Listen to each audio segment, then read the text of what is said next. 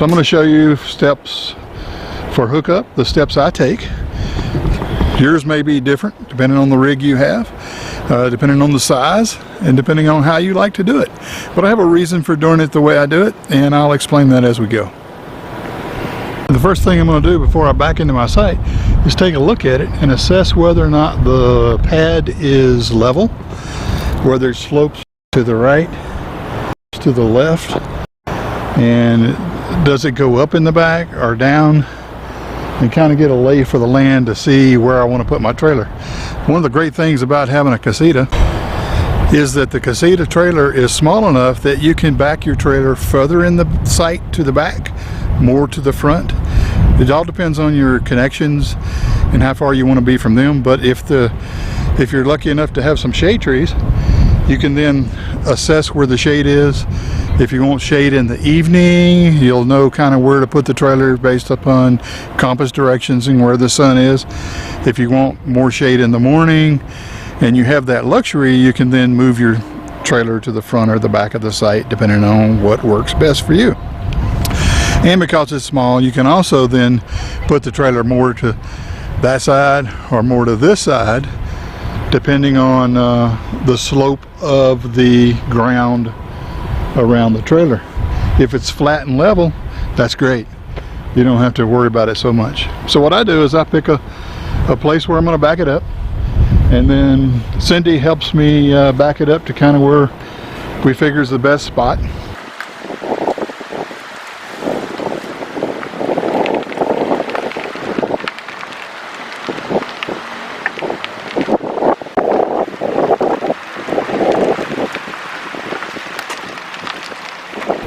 And then we start hooking up. Okay, the first hookup step that I take is I always hook up my electrical connection first. Just open the little door, pull out my electric cable.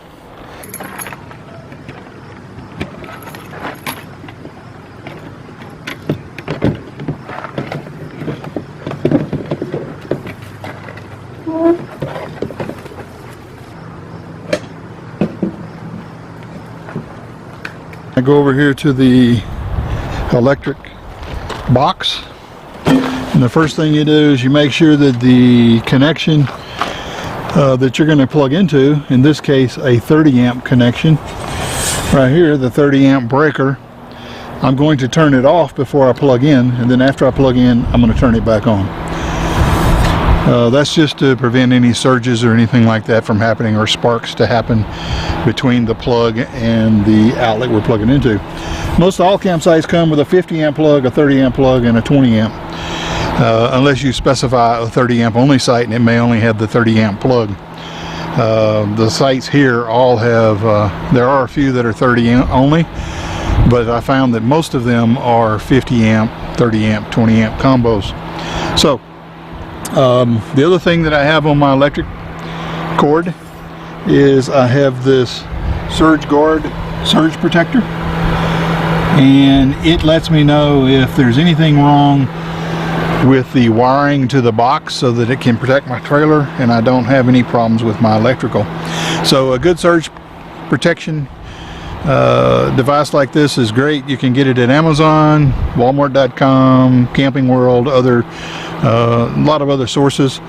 I believe I bought mine from Amazon. They had the best price. I'll put a link below to this product on Amazon. Alright, that's the first step. Now the reason I hook up the electric first is so that Cindy can go inside while I'm finishing the hookup, and she can switch from 12 volt DC that we used going down the road with keep the refrigerator cool. We can flip it over to AC and start using the electrical connection to cool the refrigerator. The other thing is, as you can hear, our air conditioner is running because it's a little warm out, and she can turn on the air and start the trailer cooling down and get things kind of organized in there while I'm finishing hooking up. If it was cold outside, she could turn on the electric heat then, and if we didn't have electricity, we're staying somewhere where there wasn't electricity, then we could turn on the gas furnace. So next step, always hook up the water next.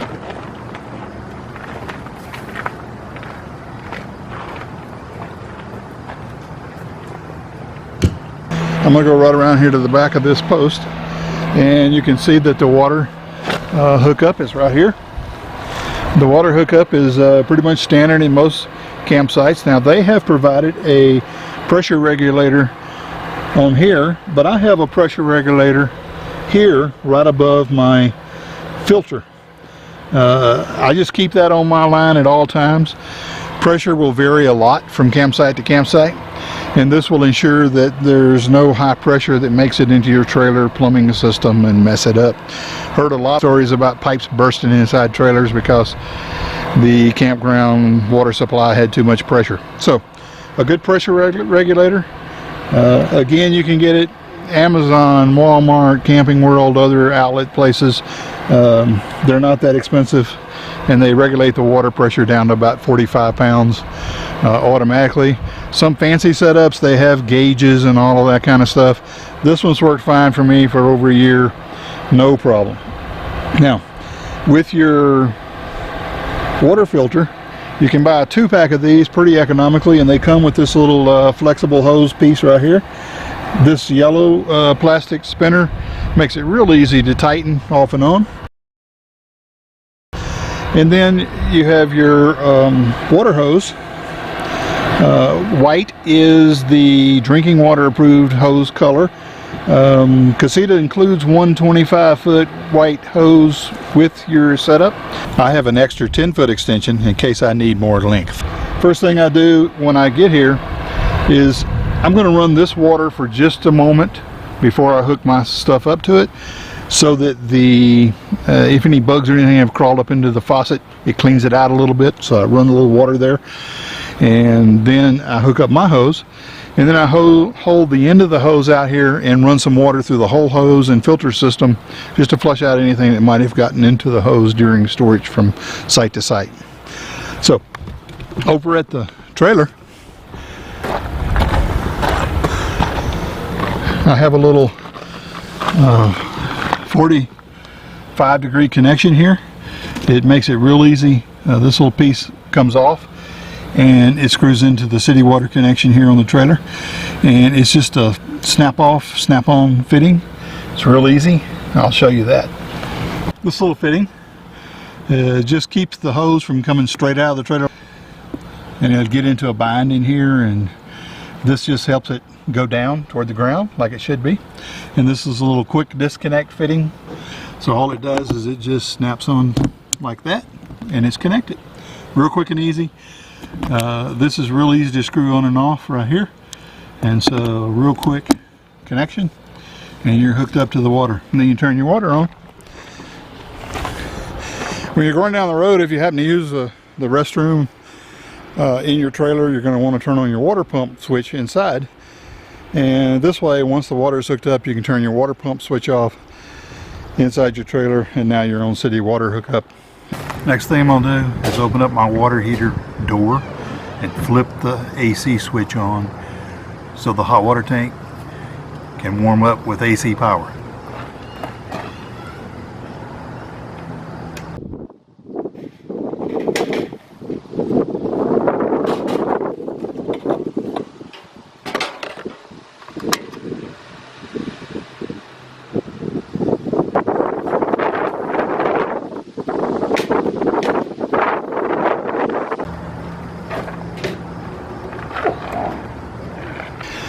Okay, the next step after the electricity and the water is hooked up is I unhook the trailer from the tow vehicle.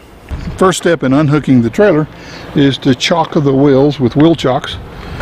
This is a set that I got. Again, you can get those most anywhere. They're just plastic. I added this little rope on it. Has a knot on the other side, so it makes it easy to pull them out. And to get them off, all I have to do is just kick it and it comes loose. These are just standard little wheel chocks. They're Camco brand. I think I picked them up at Walmart. You can get them again at Camping World, Amazon, Walmart. And to put them in, I'll just do that and kick it once, tighten it up, do that on both sides, side as well. So both wheels are chalked. Now the trailer can't move to the front or to the back when I unhook it from the truck. First thing, I'm going to put the wheel on the jack stand.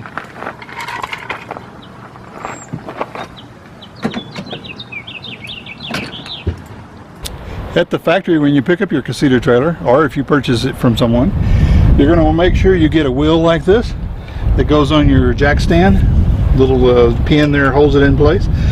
I like the wheel. They offer you a base that's flat, and that's good for storing on concrete or hard surfaces. But the wheel lets you kind of move the trailer around just a little bit to move it when you're hooking it up or unhooking it, and sometimes I found that to be very convenient, just to grab this and move the trailer back and forth a little bit. And then I have a lock system. The locks were purchased as a set. You have this ball lock that goes up into the ball. Put that down. It's the same key that operates the lock right there. And then I have a third lock that I use, that I just take and take one of my chains that go down that I normally would hang on my hitch receiver safety chains, and I put a chain there through the lock, and I lock this so that it can't be pulled up. It's just another lock, another area of security.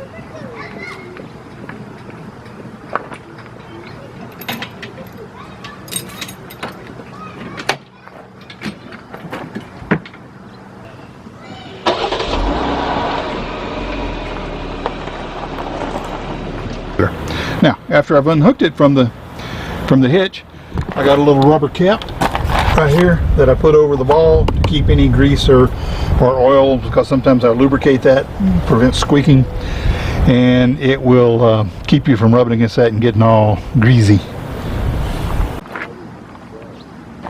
As part of the leveling is check this one and make sure the trailer is sitting not too far one way or the other. Get the little bubble kind of inside the lines. And then I'm going to check the one on the side and make sure that bubble's between the lines up and down this way. That way the trailer's not leaning back too far or sitting down too far in the front. So once I get that kind of level, then I'm going to put the jacks on and firm them up. One thing I do with my jacks is I have a block of wood that I keep between the jack and the frame. It just makes a snug connection there and keeps the metal on metal from slipping. So I snug those up. I turn the crank about 3 or 4 times past when it gets snug to put a little pressure on it, and I do that on all 4.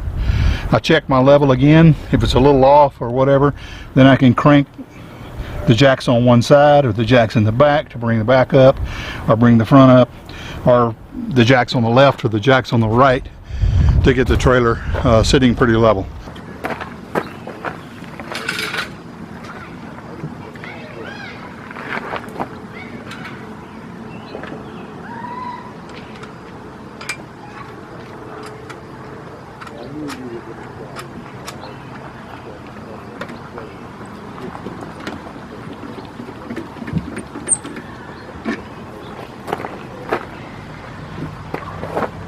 To me, it's okay to have this side of the trailer up a little bit, the side that is opposite the sewer drain, because the tank's drained this way, and so having it up just a hair on that side will assist with that drainage just a little bit.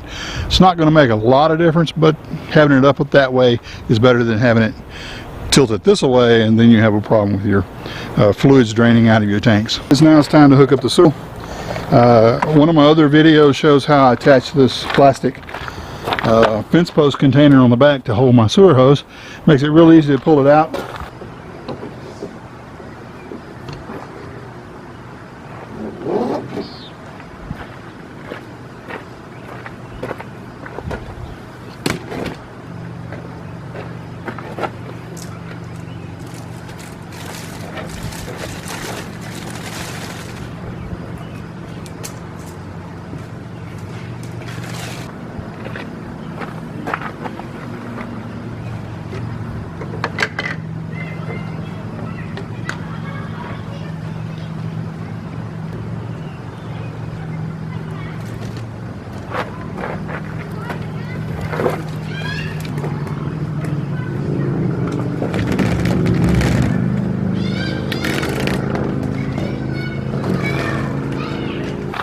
I can pull the sewer hose out. It already has the fittings on it.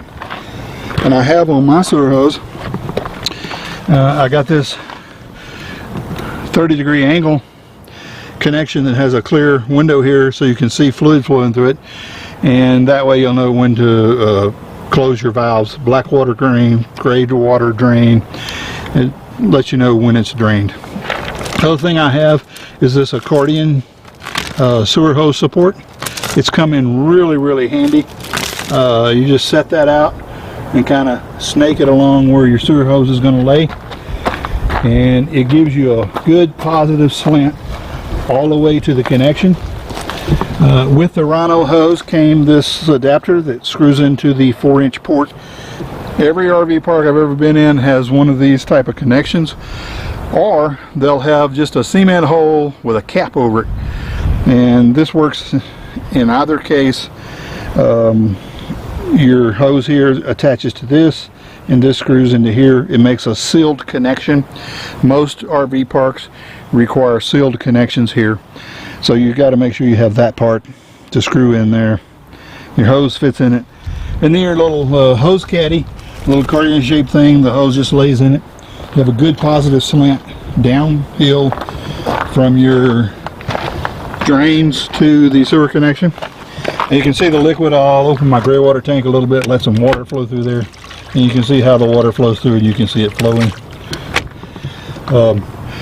When you're dumping your sewer tanks, you always want to make sure to dump your black water tank first, and then the gray water tank can flush and clean that line, because there may be some things in that black water tank that need some additional flushing down, and that gray water can help do that. So when I'm dumping my sewer tank, I also have a pair of gloves. Get yourself a good pair of gloves when you're hooking and unhooking your sewer connections.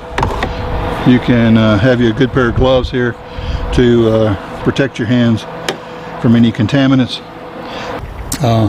That's how I hook everything up. That's pretty much it in a nutshell. That's how I set up camp. And by the time I'm finished, Cindy will have me an ice cold soda water or tea ready, and have some refreshments. Hopefully this has been helpful. If you have any questions or comments, please do so below. Don't forget to subscribe to the channel for more how-to videos, more fix-it videos, and all of our RV adventures, our travels, our places we go, campground reviews, hikes we take, sights we see. We're going to have them all out there. So come along with us on an RV adventure. Check you next time. Please share your comments below and click the subscribe button. Thank you.